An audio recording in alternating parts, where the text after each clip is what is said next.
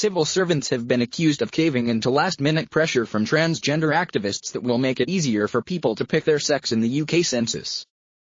The campaign group Fair Play for Women has launched a High Court challenge against the Office for National Statistics, ONS, for letting respondents to the census on March 21, which will cost £1 billion, choose the sex that appears on legal documents such as their passport.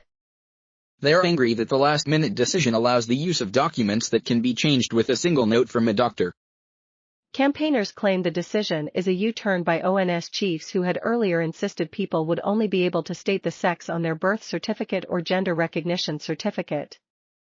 On January 22, Professor Surian Diamond, head of the ONS, told BBC Radio 4's Today program, "The question on sex is very simply your legal sex."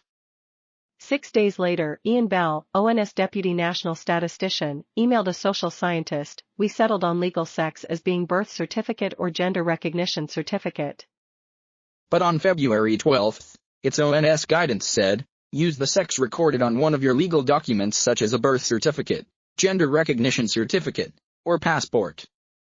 The original position was seen as a setback for transgender activists and followed a government decision last year to axe plans to make it easier for people to self-identify their sex. Transgender groups want self-identifying to become easier because getting a gender recognition certificate involves a rigorous process that can take more than 2 years. Only some 6,000 people have completed the process. The passport office said it did not know how many people had changed sex on their documents. Dr. Nicola Williams, of Fair Play for Women, accused the trans lobby group Stonewall of putting statisticians under pressure, adding, "The ONS has been captured by Stonewall. It's a complete stitch-up."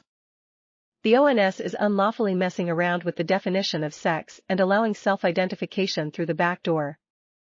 Dr. Williams also criticized the ONS for what she described as a biased consultation on framing the question about sex. The ONS invited responses from 23 transgender people and trans ally groups from a sample size of 52. No women's groups critical of self-identification were invited. Alice Sullivan, professor of sociology at University College London, said, "It's shocking. The ONS paid more attention to lobbyists than expert social scientists." Professor Catherine Meads, of Anglia Ruskin University, a member of the government's LGBT advisory panel, held talks with Surian about framing the census question, and suggested the ONS changed tack because it did not want to pee trans people off. Eloise Stoneborough from Stonewall said, "Trans people have always responded to the sex question in line with who they are and how they live.